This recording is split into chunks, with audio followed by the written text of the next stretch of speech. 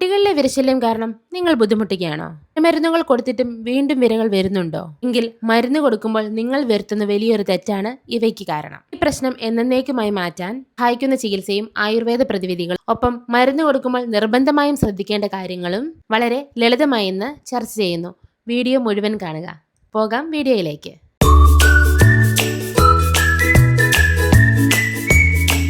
നമസ്കാരം, എല്ലാവർക്കും എൻ്റെ പുതിയൊരു വീഡിയോയിലേക്ക് സ്വാഗതം. It's me doctor Athira IAS. നമ്മുടെ കുഞ്ഞുങ്ങളുടെ ആരോഗ്യത്തെക്കുറിച്ച് നമ്മൾ എപ്പോഴും ആകുലതപ്പെടാറുണ്ട്, അല്ലേ? അവർ കൃത്യമായ ഭക്ഷണം കഴിക്കുന്നില്ല, എപ്പോഴും ചൊറിച്ചിലാണ്, അല്ലെങ്കിൽ വയറുവേദന എടുക്കുന്നു എന്ന് പറയുന്നു. ഇങ്ങനെ പല പരാതികളും അമ്മമാർ പറയാറുണ്ട്. ഇതിനെല്ലാം പിന്നിലെ ഒരു പ്രധാന വില്ലനെ കുറിച്ചാണ് നമ്മളിന്ന് സംസാരിക്കാൻ പോകുന്നത്. കുട്ടികളിലെ വിരശല്യം അല്ലെങ്കിൽ കൃമിശല്യം.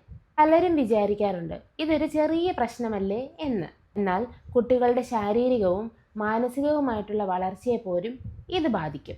ഇന്ന് ഈ വീഡിയോയിൽ വിരശല്യം എന്തുകൊണ്ട് വരുന്നു, ഇവയുടെ ലക്ഷണങ്ങൾ എന്തെല്ലാം, വീട്ടിൽ ചെയ്യാവുന്ന കാര്യങ്ങൾ എന്തൊക്കെ, ഇതിന് ഡോക്ടർമാർ നൽകുന്ന ചികിത്സ എന്താണ്, എങ്ങനെ ഇത് വരാതെ തടയാം തുടങ്ങി നിങ്ങൾക്കറിയേണ്ട കാര്യങ്ങളെല്ലാം നമുക്ക് വിശദമായിട്ട് ചർച്ച ചെയ്യാം. വീഡിയോ പൂർണ്ണമായി കാണുക. നിങ്ങളുടെ സംശയങ്ങൾ താഴെ കമൻറ്റ് ചെയ്യാവുന്നതാണ്. കൃമിശല്യം എന്നാൽ എന്ത്? പ്രധാന വില്ലന്മാർ ആരെല്ലാം? നമ്മുടെ കുടലിൽ വന്ന് താമസിച്ച് കഴിക്കുന്ന ഭക്ഷണത്തിലെ പോഷകങ്ങളെല്ലാം വലിച്ചെടുക്കുന്ന ഒരു പാരസൈറ്റ്സ് ആണ് ഈ വിരകൾ. കുട്ടികളെ പ്രധാനമായും 3 തരം വിരകളാണ് ബാധിക്കുന്നത്. നൂൽപ്പുഴുക്കൾ, ഉരുണ്ട വിരകൾ, കൊക്കോപ്പുഴുക്കൾ. നൂൽപ്പുഴുക്കൾ അല്ലെങ്കിൽ കൃമി, അത് പിൻവേംസ് ഓർ ത്രെഡ് വേംസ് എന്ന് പറയും. കുട്ടികളിൽ ഏറ്റവും കൂടുതൽ കാണുന്നത് ഇവയാണ്. വളരെ ചെറിയ നൂൽകഷ്ണങ്ങൾ പോലുള്ള വിരയാണ് ഇവ. രാത്രികാലത്തിൽ കുട്ടികളുടെ മലദ്വാരങ്ങളിൽ വന്ന് ഇവ മുട്ടയിടും. അതാണ് രാത്രികാലങ്ങളിൽ കഠിനമായ ചൊറിച്ചിലും വേദനയും അനുഭവപ്പെടുന്നത്. ഉരുണ്ട വിരകൾ, റൗണ്ട് വേംസ്. ഇതല്പം വലിപ്പമുള്ളവയാണ്. മണ്ണിലൂടെയാണ് ഇവ കുട്ടികളുടെ വയറ്റിൽ എത്തുന്നത്. അടുത്തത് കൊക്കോ പുഴുക്കൾ, ഹുക്ക് വേംസ്. ഇവ വളരെ അപകടകാരികളാണ്. നമ്മുടെ കുടലിൽ ഒട്ടിപ്പിടിച്ച് രക്തം കുടിക്കുന്നവരാണ് ഇക്കൂട്ടർ. കുട്ടികളിൽ അനീമിയ അല്ലെങ്കിൽ വിളർച്ച ഉണ്ടാവാനുള്ള പ്രധാന കാരണം ഇവന്മാരാവാം. ഇനി ഇവ എങ്ങനെയാണ് നമ്മുടെ കുഞ്ഞുങ്ങളുടെ വയറ്റിൽ എത്തുന്നത് എന്ന് നമുക്ക് നോക്കാം. പല മാതാപിതാക്കളും ചോദിക്കാറുണ്ട്, ഡോക്ടറെ, കുഞ്ഞിന് ഞാൻ നല്ല വൃത്തിയുള്ള ആഹാരമല്ലേ നൽകുന്നത്, പിന്നെ എങ്ങനെ എൻ്റെ കുഞ്ഞിൻ്റെ വയറ്റിൽ വിര വന്നു എന്ന്. എന്നാൽ ഇവ വരുന്നത് ആഹാരത്തിലൂടെ മാത്രമല്ല, മണ്ണിൽ കളിക്കുന്ന വഴിയും, നഖം കടിക്കുന്ന വഴിയും, തുറന്നു വെച്ച ആഹാരവും വെള്ളവും കഴിക്കുന്നവർക്കും, ചെരുപ്പില്ലാതെ നടക്കുന്ന വഴികളിലൂടെയും. കുട്ടികൾ മണ്ണിൽ കളിക്കാൻ ഇഷ്ടപ്പെടുന്നവരാണ്. മണ്ണിൽ വിരകളുടെ മുട്ടകൾ ഉണ്ടാവാം. കളി കഴിഞ്ഞതിന് ശേഷം കൈകൾ സോപ്പിട്ട് കഴുകാതെ ഭക്ഷണം കഴിക്കുമ്പോൾ ഒരു പക്ഷേ ഈ കൈകളിലൂടെ മുട്ടകൾ വയറ്റിലെത്തിയേക്കും. നഖം കടിക്കുന്ന ശീലമുള്ള കുട്ടികളിൽ, വിരയുള്ള കുട്ടികൾ മലദ്വാരത്തിൽ ചൊറിയുമ്പോൾ ഈ മുട്ടകൾ നഖത്തിനിടയിൽ കുടുങ്ങും. ആ നഖം കടിക്കുമ്പോൾ ഇവ വീണ്ടും വയറ്റിലെത്തുന്നു. ഇതിനെ ഓട്ടോ ഇൻഫെക്ഷൻ എന്ന് പറയും. ഈച്ചകളും മറ്റും വന്നിരുന്ന ആഹാരത്തിലൂടെയും മലിനമായ ജലത്തിലൂടെയും ഇവ വയറ്റിലെത്താം. കൊക്കോ പുഴുക്കളുടെ ലാർവകൾക്ക് നമ്മുടെ ശരീരം തുളച്ചു കയറുവാനുള്ള ശക്തിയുണ്ട്. ചെരുപ്പില്ലാതെ മണ്ണിലൂടെ നടക്കുമ്പോൾ ഇവ കാലിൻ്റെ ഉള്ളിലൂടെ ശരീരത്തിൽ പ്രവേശിക്കും. ലക്ഷണങ്ങൾ എന്തെല്ലാം? കുട്ടികൾക്ക് വിരശല്യമുണ്ട് എന്ന് നമുക്ക് എങ്ങനെ മനസ്സിലാക്കാം?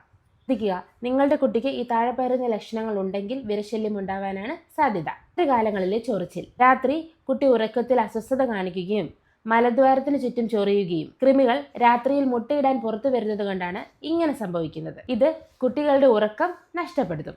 അല്ലെങ്കിൽ അമിത വിശപ്പ്.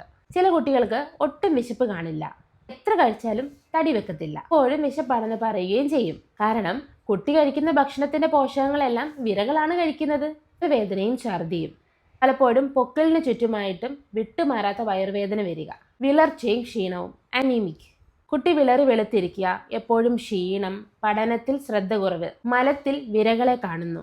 മലത്തോടൊപ്പം ചെറിയ നൂല് പോലുള്ള വിരകൾ നീങ്ങുന്നത് നമുക്ക് കാണാൻ സാധിക്കും. പല്ലുകടിക്കൽ.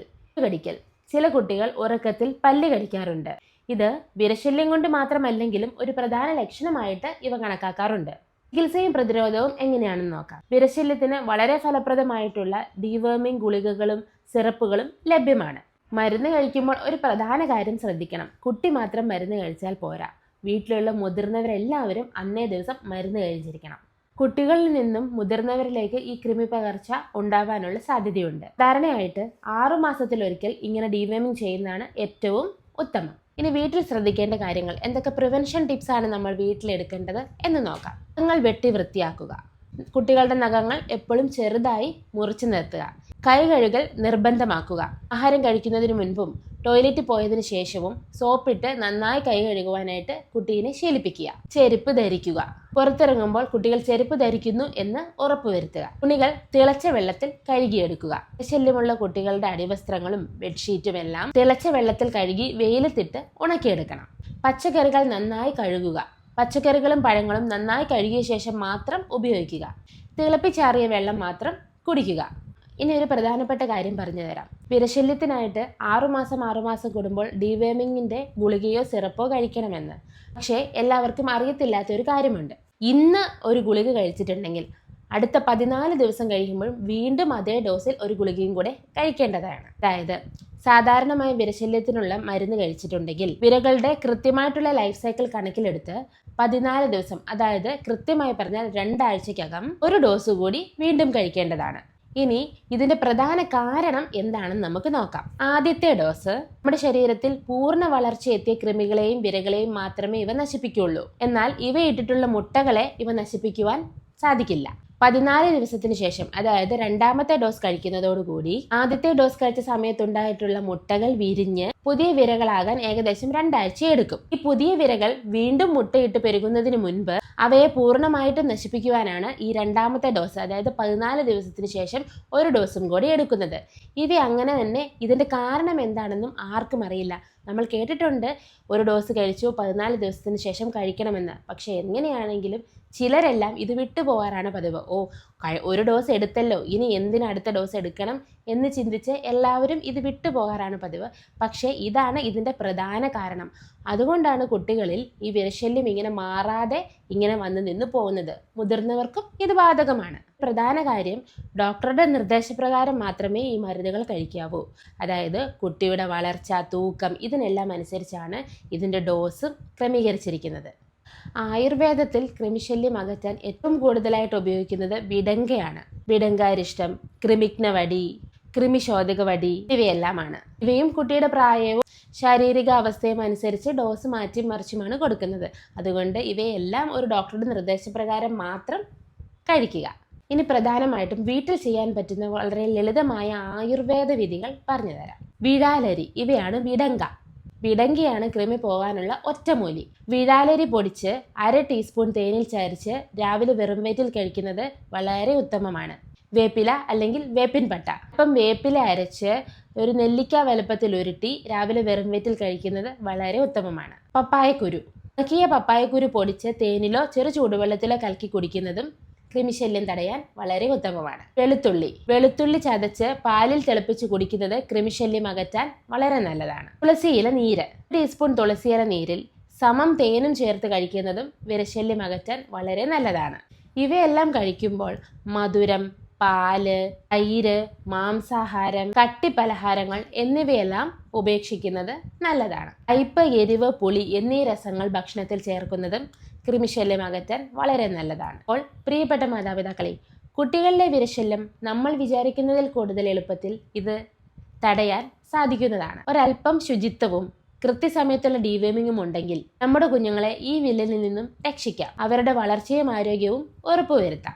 ഇന്ന് നമ്മൾ സംസാരിച്ച കാര്യങ്ങൾ നിങ്ങൾക്ക് ഉപകാരപ്രദമായി എന്ന് വിശ്വസിക്കുന്നു. കുട്ടികളുടെ ആരോഗ്യവുമായി ബന്ധപ്പെട്ട് എന്തെങ്കിലും സംശയമുണ്ടെങ്കിൽ മടിക്കാതെ നിങ്ങൾക്ക് താഴെ കമന്റ് ചെയ്യാവുന്നതാണ്. അടുത്ത വീഡിയോയിൽ ഞാൻ അതിനുള്ള മറുപടി തരാനായിട്ട് ശ്രമിക്കാവുന്നതാണ്. വീഡിയോ നിങ്ങളുടെ സുഹൃത്തുക്കൾക്കും അമ്മമാർക്കും ഷെയർ ചെയ്യുമല്ലോ. ചാനൽ സബ്സ്ക്രൈബ് ചെയ്യാൻ മറക്കരുത്. വീണ്ടും നല്ലൊരു ആരോഗ്യപരവുമായി കാണാം. നന്ദി, നമസ്കാരം.